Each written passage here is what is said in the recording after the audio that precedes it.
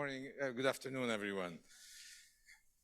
I'm welcoming you here. I am Karim Ezran, and I'm the director of the North Africa Initiative and resident senior fellow with the Rafik Hariri Center and the Middle East programs at the Atlantic Council.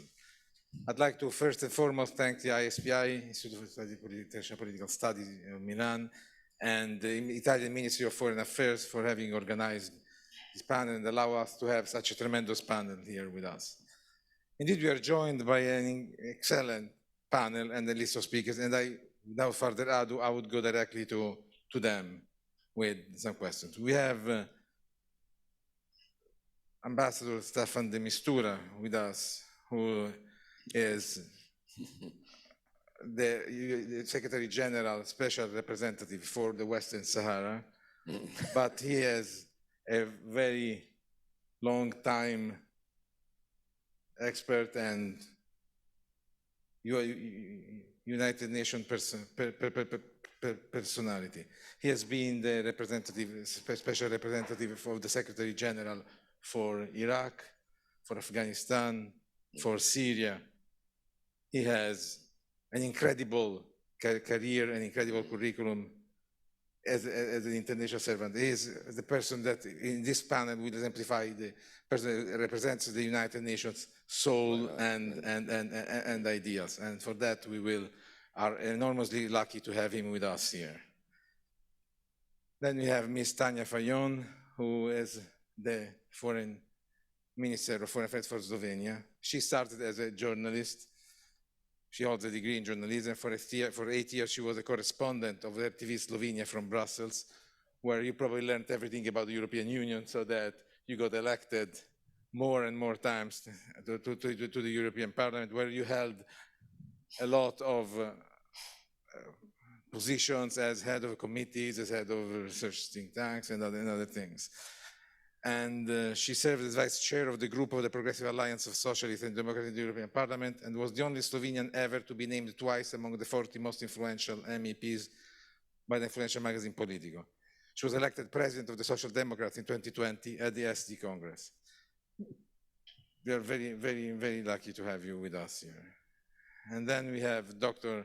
Rafael Mariano Grossi, who has more than 35 years of experience in foreign affairs, in diplomacy, in the peculiar International Atomic Energy Agency, which is this time a very post to be, and we are very happy to have him to comment on the issue that you're going to face. From 2010 to 2013, he served as an Assistant Director General for Policy and Chief of Cabinet at the IAEA. Previously, he has had several positions in the Argentine Foreign Service, including Political Affairs Director. So you combine both things, the foreign service for your country, as well as the service for the international organizations. I would like to start with Ambassador Staffan de Mistura. We would like you to begin with, to warm us up with what is your opinion of the evolution of the international multilateral organizations. What have you seen in this important and the rich career of yours undergoing in that area? What do you think are the diseases? What do you think are the flaws? What do you think are the successes up to this moment? And then we will discuss what is, and if there is an inflection point in this period in history where we have to change our approach or modify or whatever. Please, sir. Thank you. We are supposed to be very frank tonight, isn't it? I think so. Yes, good. So I will be frank. Let me, first of all, admit and accept the fact, because otherwise it would be, futile to say the difference to that we are going through a very difficult moment. The world is going through many difficult moments in the last 50, 70 years, 48 years where I've been working with the UN. Before that, there was the First World War, Second World War, there was the Cold War, there was the war against terrorism, then we have been having the Korean War, the proxy wars, you name it. But this is a particularly bad moment. We have to admit it. Otherwise, we would not be looking at this type of meeting about. And many young people are asking me, and I'm sure will be asking you, Ed, is multilateralism still alive? Is it really worth it? Is it really working? When in fact, might and right seems to be coinciding. So, first of all, let's admit it is a bad moment. Second, we have been having bad moments in the past, and every time, the First World War created the Société des Nations, the Second World War created the United Nations, the Cold War created hope, and then things started getting worse. But every time humanity was able to recap. So the message, the bad news is we have a combination of many ingredients of a very bad cocktail, including the combination of poverty, environment, COVID, Ukrainian conflict. When you put it all together, you can see the difficulty. The good news is that still, like in humanity, there is always an entry point. For instance, the bad news that we have the Security Council paralyzed very often, perhaps except one or two cases in your case, Rafael, but in general, there is a blockage. So one would say the UN is paralyzed, the international community is paralyzed. Yes and no, and here comes the point. Yes, because the Security Council is the sancta sanctorum, and one veto is enough to block it, and you ignore the crisis. And no, because now, for instance, they are using much more the General Assembly. Look how many votes we've been having, votes in which there have been a message through the General Assembly. Next point. And then we have other sides. The weakness of the international community, of the UN, is that it's scattered, divided, separated, different bodies. But the strength is that you can use some of them in order to enter through the window. So shall I give you one example, or shall we leave it for later? Go ahead. I've been thinking about it, and please, you can jump into on that. Ethiopia and Tigray. In this period, we almost had given up hope. But then a combination of African Union, UN joint venture, Secretary General is just there, has produced a moment of hope, and in fact, of looking at a solution. Ukrainian conflict, and now we get to where we are at the moment.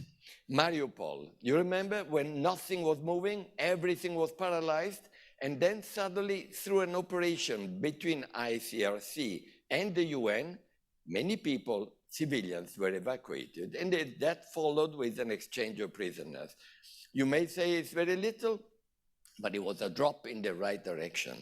And then, after that, the Black Sea Initiative. There again, everybody thought that would not be possible, that Russians and Ukrainian teams in Istanbul, together with the UN, would be able to actually move fertilizers, grain and fertilizers. And then we had your operation, Rafael, and you will elaborate on that. There again, one very good example. Meanwhile, we're having also in Venezuela these days good news through a Norwegian EU UN emergency operations. So you need three ingredients basically in this case for having the so-called humanitarian diplomacy, not replacing the international political diplomacy, but it's one way when you have a wall, what you do, you turn around and you try to get an entry point. And humanitarian diplomacy is proving that the UN, the international community, EU, AU, the multilateralism is working. But there is one ingredient, and I'm stopping there. The ingredient is that it is more multi-bilateral. Is that the future? Open for discussion.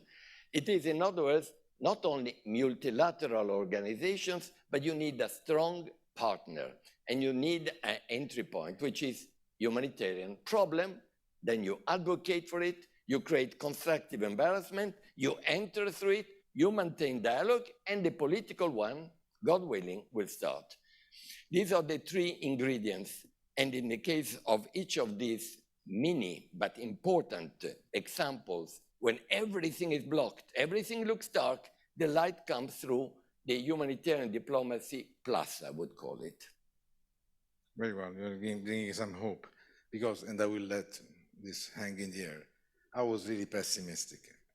I'll tell you the truth, couple years ago, a friend of mine, a scholar, told me, do you think that in 20 years from now, or 30 years from now, people will say that the United Nations died the moment General Haftar attacked the city of Tripoli, when the Secretary General of the UN was there, and nobody said anything? An attack against a city that was internationally recognized, and this population, and the United Nations could not do anything. And to this question, I had a hard time, honestly, answering, because I said, yes, it is such an outrage. It is such a problem. An outrage both that they did it and that there was no reaction. Probably, if somebody asked you 5 years before, you would have said, impossible. There will be an outcry of reaction. So that hangs around as a difficult, even understanding your humanitarian point. How do you acquire credibility in such a moment, when the flow of the fact that there is the veto power in the Security Council does not allow the UN to effectively act as it should? That's yeah, of course. It stays there. So, Minister Fayon, a similar question. The UN have long been a symbol of multilateral governance. Now, we can say, as Ambassador de Mistura has pointed out, there has been some fatigue in the people's perception, and the impression that it is easier, it is better to avoid the work of multilateral institutions and try to act unilaterally, bilaterally, trilaterally, whatever it is. What do you think that should be done? How should we tackle these issues? How do we revitalize the idea of multilateralism as a good, positive? Thank you very much. First, I will start by saying you said in one of your remarks that you are very pessimistic. I will answer to you that pessimism doesn't resolve difficult issues. We have to be aware how complex and how fast the world is changing, what are the challenges that we are all facing. And once we are aware, we have to act with a lot of wisdom, which is not easy. And I often feel pessimistic myself. But I just came from Poland last night when we had an OSCE meeting with bringing together delegations from more than 50 countries. And this is one of the oldest platforms still of communication and dialogue that is still connecting the West and the East. And it's an old organization that today we are also discussing, is it at a crossroad? What is it happening? What is the challenge? And I would say, I just said it there too, that yes, we are at the crossroad. It hasn't started on the 24th of February this year, but already much longer before. The start of Russian aggression, or the big outburst of Russian aggression in Ukraine, was just maybe the final step. But now the question is, it will surely take us a lot of time and a lot of political willingness to be aware what is at stake. And this is when we come to humanitarian, international law, to the world order. And this is very important. I'm looking from the perspective of a small country, of Slovenia. We have our own experience with the wars in the Western Balkans, and we know how it is, and you are close to us. What is if you have instability or uncertainty around you? And with the war in Ukraine and what is happening there after 9 months, we all follow with a great concern. And most probably, it will never be the same anymore. It will not be the business as usual anymore. And we want to see, if I go now just to the war in Ukraine, that there is an escalation, stop, that we prevent escalation of further tensions and destroying of infrastructure, killing of civilians. The winter is here, people are having blackouts, and they will be fleeing also further from their country. And this is unacceptable, and we have to hold accountable all those that are responsible for atrocities. But this is exactly what is at stake. The world is changing fast. We have conflicts all around. We should not forget the other conflicts all around the world, and we were discussing that, why it's multilateralism and all these organizations very important. We have to rebuild confidence between us, between the countries, and really try to restore the rules that are there to protect the peace and stability. It won't be easy, but it requires a lot of political willingness, I say.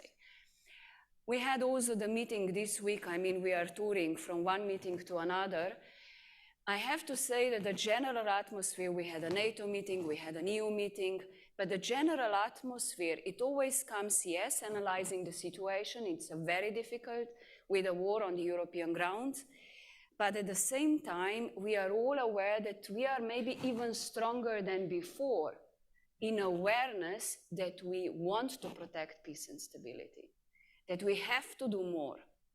And this more is what I think it's today even stronger uniting us inside these platforms. Whether we will succeed, it's a different question, but I am rather on the optimistic side, maybe because also I'm a politician and I have to give hope to people, but it is true, I truly believe. I just want to say something. I met 2 days ago in Poland a girl coming from Norway.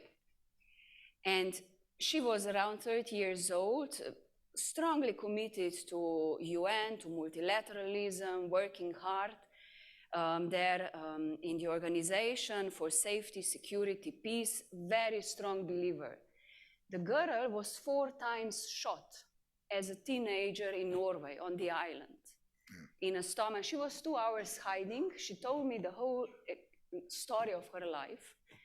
She recovered. It was a terrible situation for her, trauma, everything. But today, this girl, it was for me presenting an example. What does it mean for her? What we are doing, we are fighting for having peace, for young generation, for securing peace. It maybe sounds sometimes remote to us, but it is our great responsibility. And once you meet this kind of situation, be it very close to you or maybe at the other side of the world. We have an opportunity to speak with a lot of ministers being affected with climate change, with energy security, with terrorism. We have at the end all same challenges, global challenges.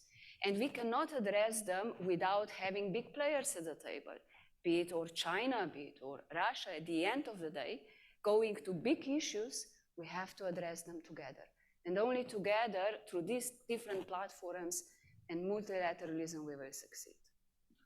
Do you think there is a difference between crises and conflicts? Some are better managed by multilateral agencies, some are better managed by other means, or you think that everything should be addressed in a multilateral, more cohesive institutions and actors? Because the question that we are always asked is much more effective a bilateral one-to-one action to resolve a crisis, to resolve a conflict, than 115 or 10 or 15 or whatever states getting together and trying to elaborate a policy and then go on. How do you, with your optimism? I'd say it's always good to work on different levels. And especially in some regions, some know better what is the situation on the ground, definitely. It's more understanding, I can say, from Slovenian perspective. We have a very good understanding what is going on in our region of the Western Balkans, because we have ties, we have relations, we have families, we share the same history, so the approach is most probably logically easier. But when it comes to resolving conflicts, we have to speak with the same voice, also in a larger platforms that we are having.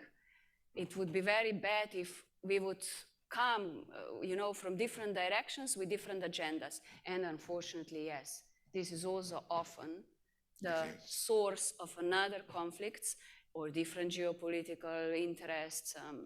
And at the end of the day, why do we have wars? Maybe it's bluntly to say, but it's always fighting for power, for water resource, for energy, gaining power, and so on. And this is what is the reality of today's world. Can I jump on this? May I? Sure. May I? Just, as you probably know, I didn't want to be a diplomat. I wanted to be a doctor, medical doctor. But then I was convinced that being a doctor of countries can be very useful too. And I always been approaching this type of question, and many young people who are joining the international arena need to feel it, otherwise they get frustrated, is that wars have always been existing in the humanity. Sadly, it is a genetically disease of the human beings. And when you make a war, you tend to win it. That's what normally happens, unless you stop it because one side or the other are tired, exhausted, or the sponsors are tired. That's when the international community comes and tries to make it like a good lawyer, notary, preparing the exit strategy for a conflict. It happens all the time. Stopping a war has not been easy for international community, but repackaging it in a way that it doesn't go beyond a certain point, yes. Meanwhile, what you do as a doctor, you take care of the sick people. So reducing the pain, ceasefires, come up with ideas on how to produce some type of reduction of the destruction, because at a certain point, there will be a moment when they can, as an international community, say, now we can prepare and present it as you did not lose the war, but you didn't win it either.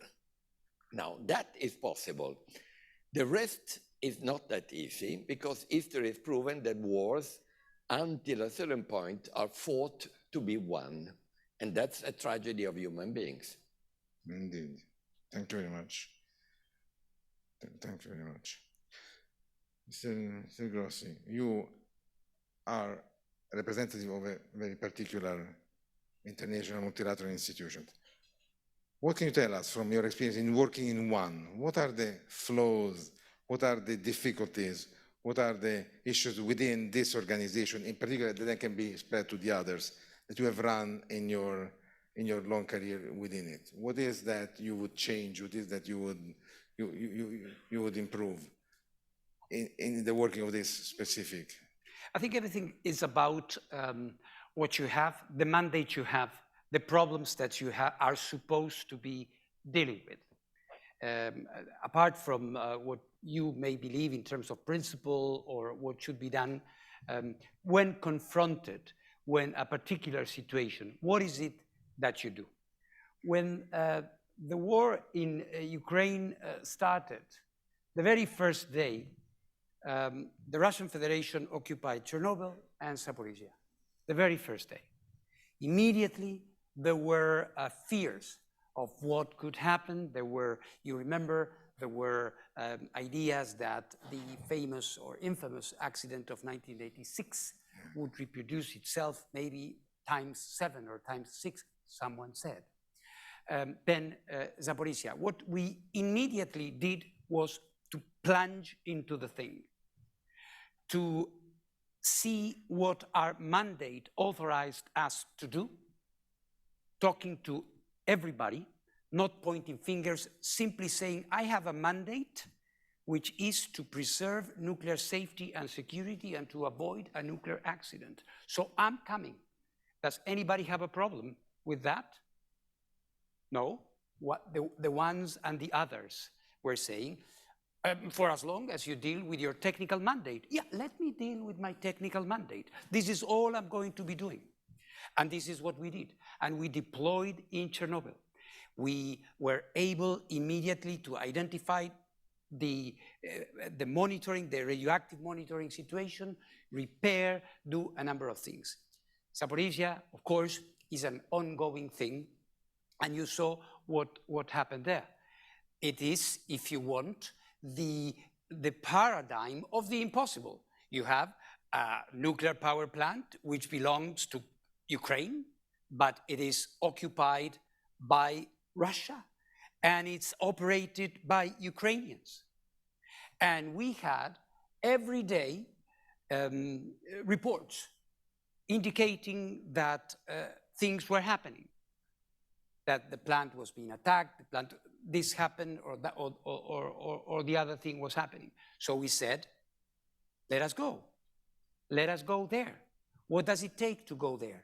And we had to negotiate for months on end to be able to go, because how do you go? Do you go via Russia? My Ukrainian counterparts were saying, no, don't do that. The moment you do this, you legitimize the occupation of this facility. Shall I go through Ukraine? Yeah, I want to do that. But then I have to cross the front line. I have to go through a war zone. And both sides were saying, don't go, they will kill you. Believe me, they will give you all the guarantees. And Staffan, who has been in some easy places in his career, knows very well what deconflicting means. Deconflicting sometimes works, sometimes doesn't work. But what we did was to exercise our mandate to the full. We said, we go, we cross the no man's land, the gray zone, we were shot at, we arrived at Zaporizhia. When we arrived there, did we leave? No. I said, and now I stay. But you don't have terms of reference. Let's negotiate them, but I'm not going. I am there, and I'm going to stay there. And what we did was to immediately start setting the record straight. The moment we were there present, all these ideas of what was happening started to be told by the UN, I mean, the IAEA, the system, in an impartial, technical way. This is the real situation at the plant. These are the dangers. Today, this is happening. This is what needs to be avoided. Before, both sides were telling their own story. And someone said, and perhaps was right, that in a war, the first victim is the truth. Because it's a war. And we have to recognize that there are two contenders, enemies, at the moment, who have a zero-sum game logic. But we were accepted because it was known that in the general logic of the system, our presence there was adding value. We stayed, we started assisting, we started stabilizing the situation, and we said, is this enough? No. I said, we have to protect this plant. No. This is a no-go. Who is going to accept that? And look at that, we are almost there, believe me. We haven't been there, and I may fail. And somebody say, you remember when you went to Rome and you said that you were almost there?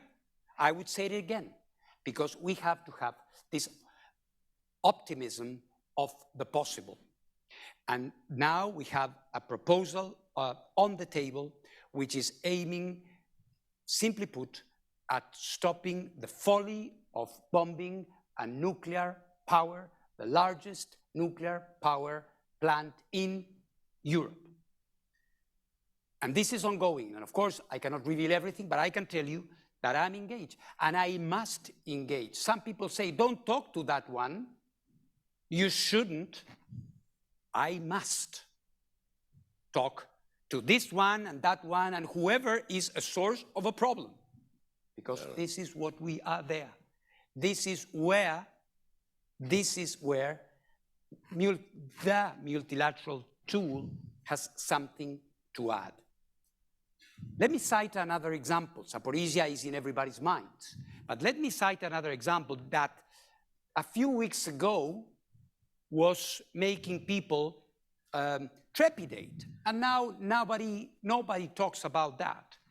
And why? Because we acted. 30 bombs. Do you remember? Old story. It was not an old story 3 weeks ago. Somebody said, they are putting together a radiological device. 3, in fact, in 3 different places. And this was being argued as the first premise in a narrative with which conclusion was the use of nuclear weapons. Somebody was saying because there are dirty bombs in preparation, we might be entitled to use nuclear weapons. Is that so? So I called the Foreign Ministry of Ukraine, because you know the IAEA does not do inspections a la carte, or when I have the good idea to do it. And I said, invite me now.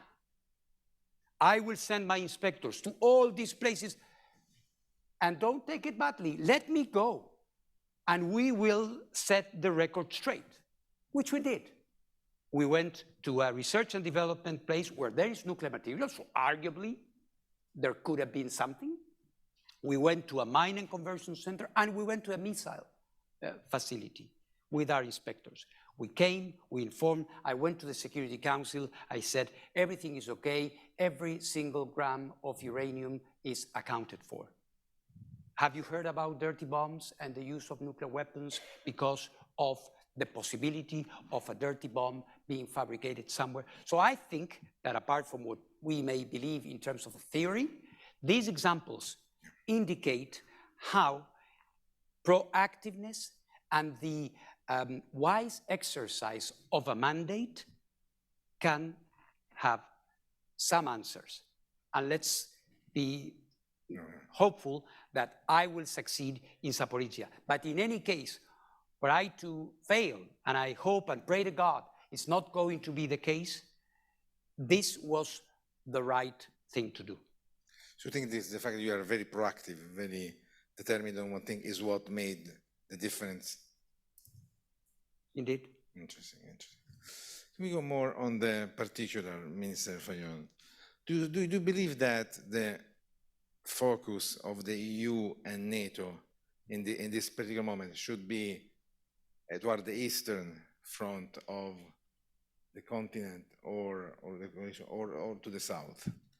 And do you believe that there is a difference there? Focus is already there, and it's even much more strengthened, especially if I look to the Eastern Partnership or FLEC, because we have there Ukraine, Georgia, Moldova, we have Armenia, Azerbaijan, and Belarus. If you look Eastern Partnership, while Belarus has currently frozen relation, but you know well that immediately the war started, the EU reacted also with all military, not EU, but in terms of what was possible, humanitarian material aid, delivering candidate status to Ukraine and Moldova, which was quite a symbolically very strong political message. And some might have asked whether when this process will go on and how fast can we really deliver, knowing that we are discussing 20 years about the enlargement to the Western Balkans, but we are still not advancing fast. But nevertheless, it was an important message that they are fighting for democratic values and also for European values, and Georgia having this European perspective. So there is certainly a very strong attention and a big solidarity. Everywhere you are discussing, be it in EU, being within NATO, as Slovenia belongs to both organizations, as Italy, we all know that we tried to react as united as possible. And that happened. We were really and truly united in the support to the country. And I was in Kiev back in summer, and even these days I was spending a lot of time with the Ukrainian foreign minister. And I actually admire this high moral that they have to defend its own territorial integrity and sovereignty, which we have to recognize. And it's important, so that is why it's a strong awareness on both sides, on both or every organization that will support Ukraine in its fight as long as it's necessary. So yes, there is a focus on this eastern flank, but also on the south. As I said before, we have conflicts and tensions around the globe, and we should not forget what is happening also elsewhere. But certainly, as we are in Europe, and this is our proximity, we are in these organizations very much focused. But we are having, you know, now the ideas of Macron with enlarged political community, bringing closer the whole neighborhood, which is not yet really certain how that will be managed, but we have to see it, how to manage it properly. But it's important to have the dialogue, to open channels, to listen to each other, and to build this confidence. And that is why I think it's important to have these structures. We have many of them. I mean, we have G7, G20 now. It's really maybe in the absence that it's not properly functioning. The world, as I said, is changing fast. We have big global challenges around us, and we have a lot of platforms. But I think nothing shall be above when we speak international law and the world order. And this is now that is really at stake.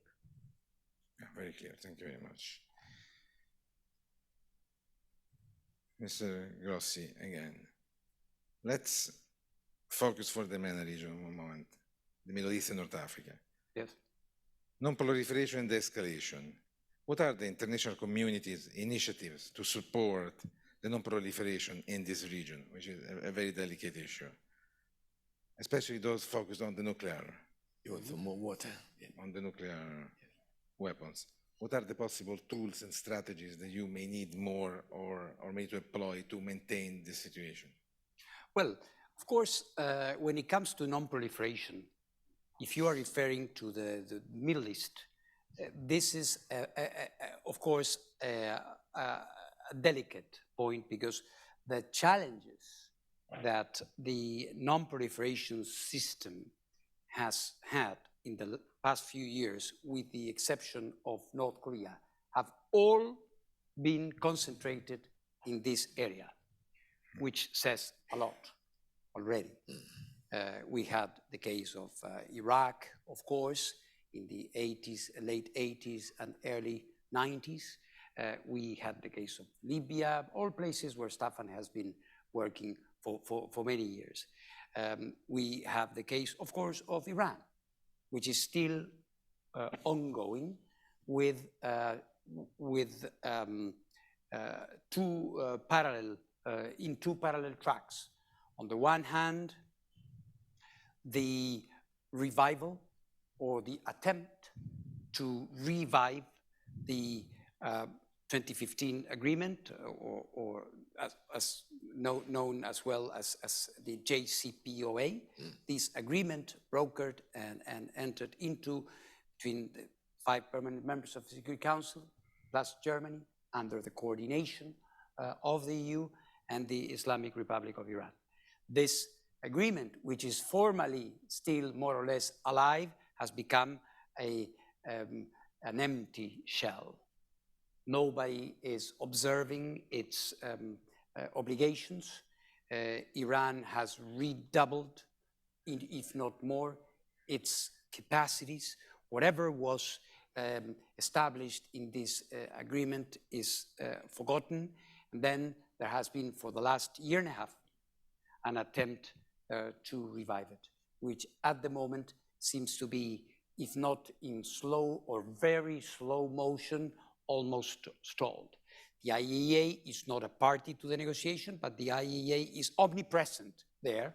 We are the guarantors, we are the inspectors, we are there with all the delegations trying to help them, trying to support them, and giving them what is necessary to make sure that whatever they agree is viable, is verifiable and viable at the same time.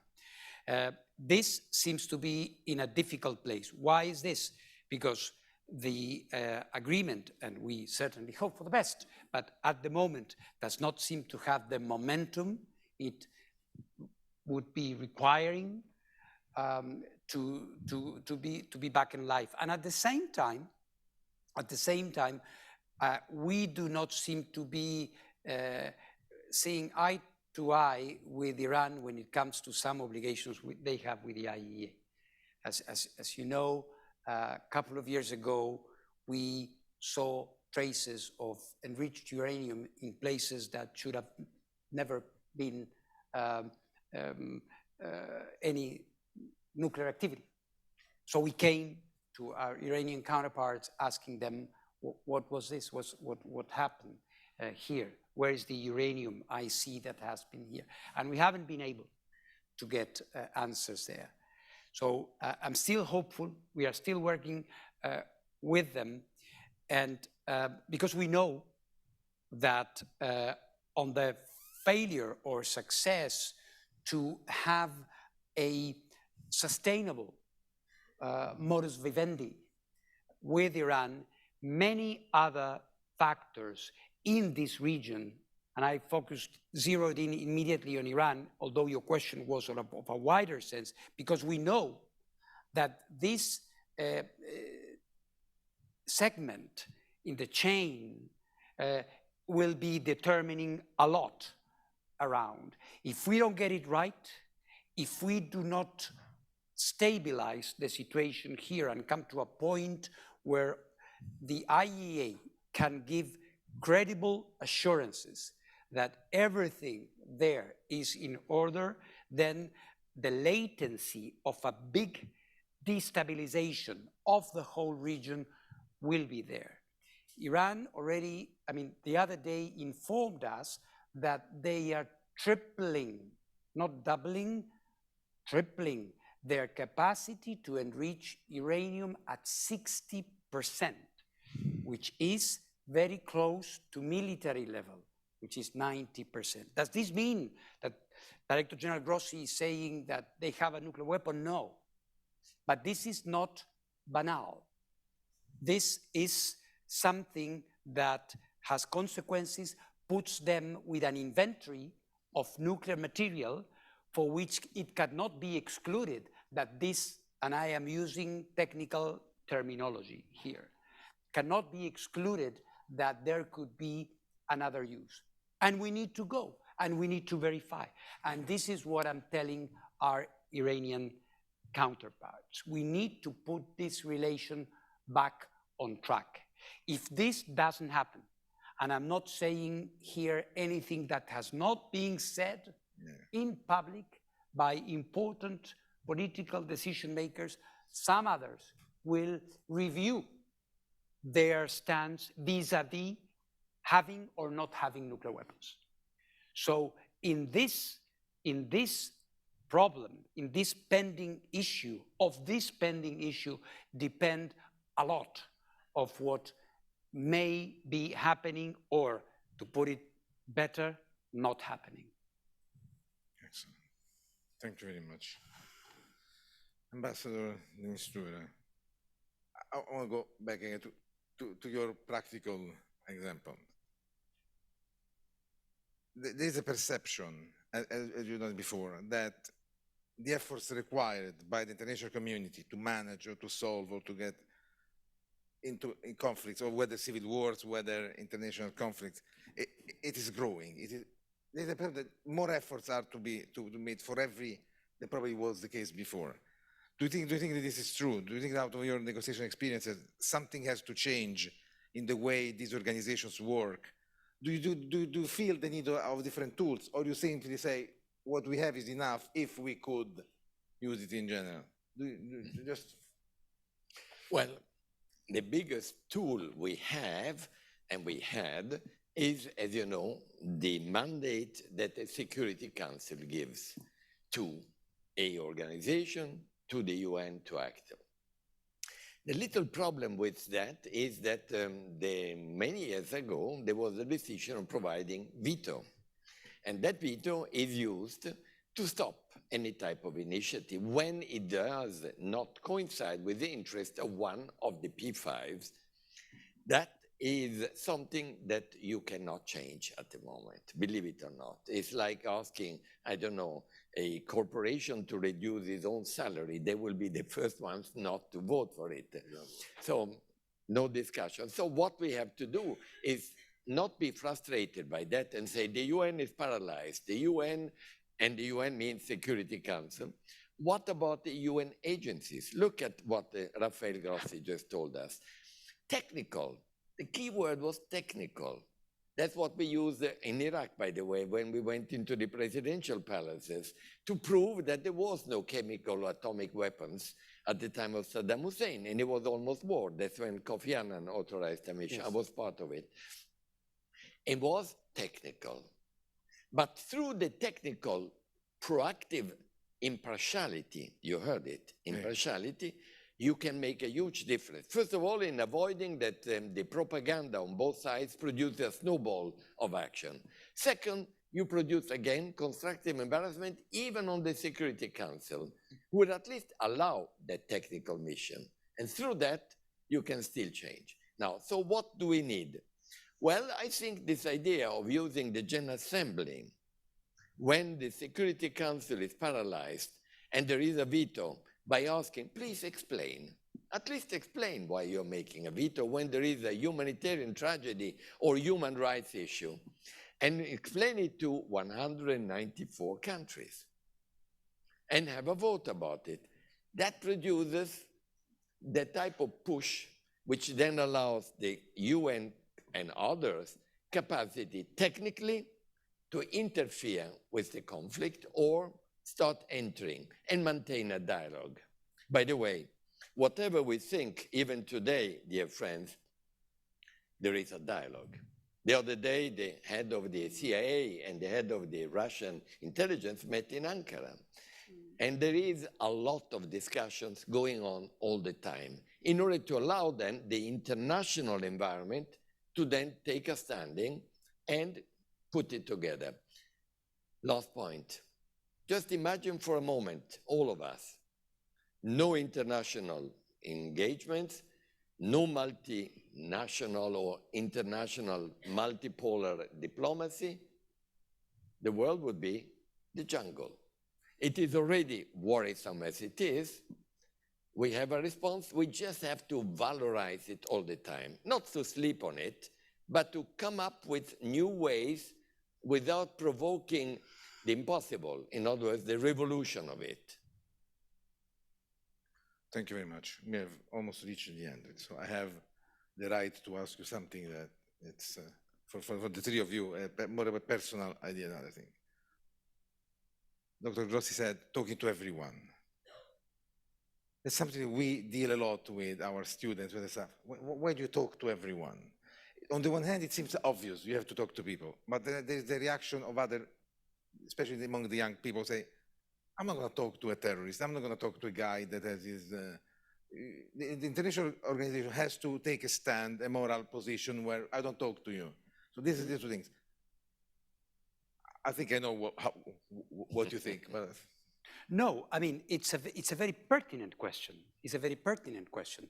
The issue here is that when you are in office, and don't forget that to be Director General of the IAEA, you have to be elected.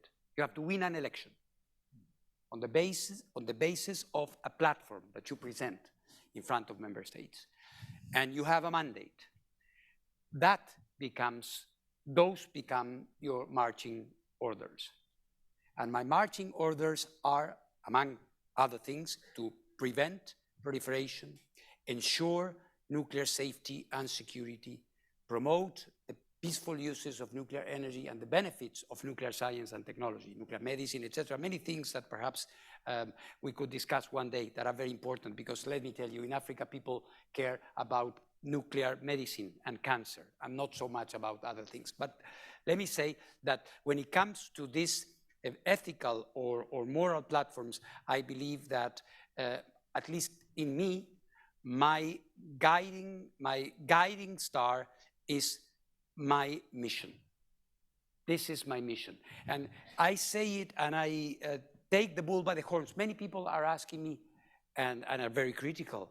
They say, Mr. Grossi, do you know what's going on in Zaporizhia? You know who is bombing Zaporizhia. Why don't you denounce who is doing this?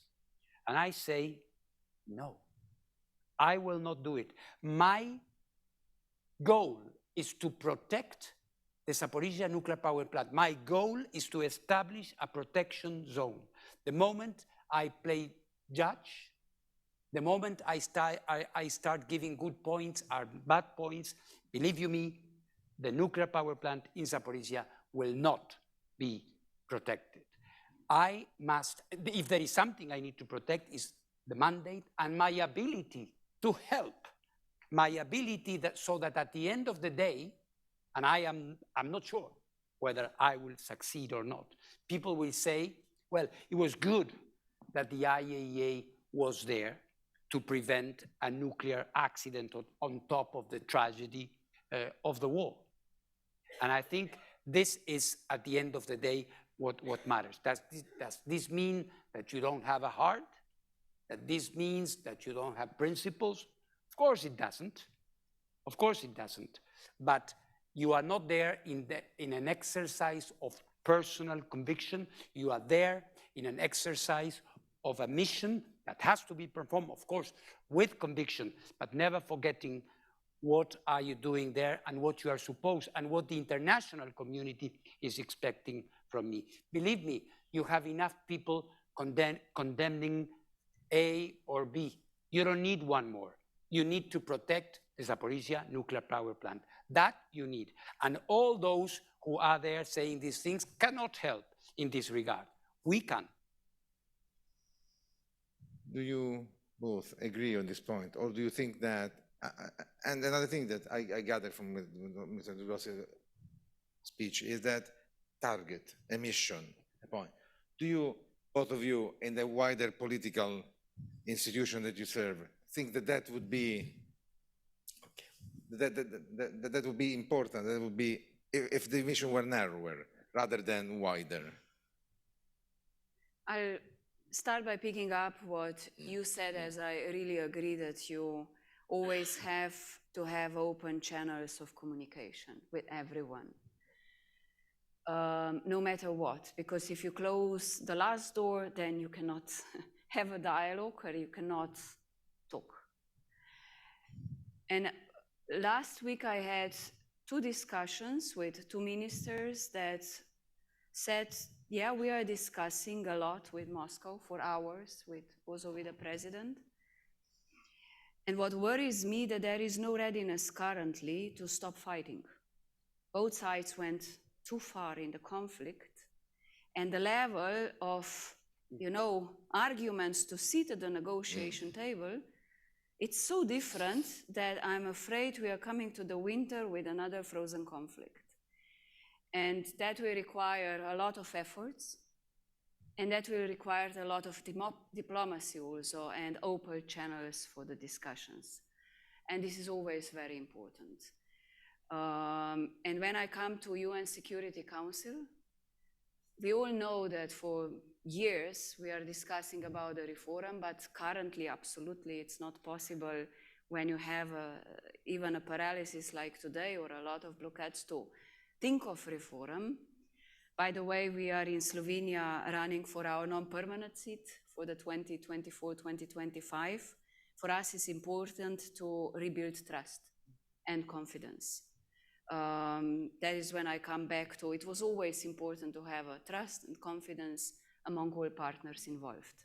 And if we are once all aware what is at stake, that we are speaking about peace and security and the world order, I hope we will manage with some good optimism and good willingness to move things forward also in the UN Security Council, which is a guardian in a way for international law. 26 seconds. Go ahead. We'll try to. If someone can do that, it's you. No, but what we heard is more than enough. The dilemma, and 48 years with the UN, so it's always been between realpolitik and idealpolitik. And the realpolitik is there. You can't avoid it. It's there, and it's confronting you all the time. And the idealpolitik is something else. And how do you combine it? And the way, at least I solved it, was, you said rightly, Rafael, I think there, and you mentioned it when you were talking about the other issue. There is a moment when you have a compass, and the compass is the people, the mission, the mandate, the people. Does it make a difference or not for the people? I know that from a realpolitik you have to pay attention to the other, but does it really make a difference?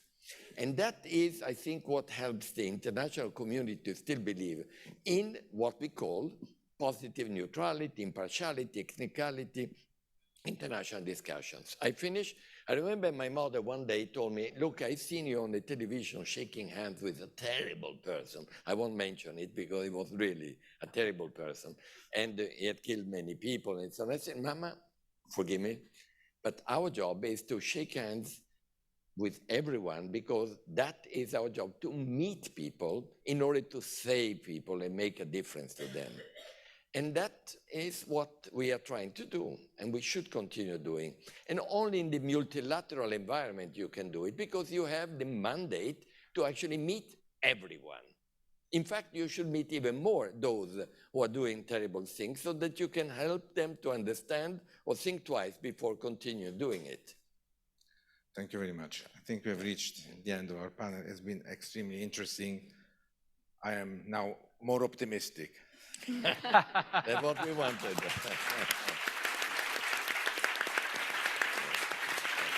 Thank you very much. Thank you very much.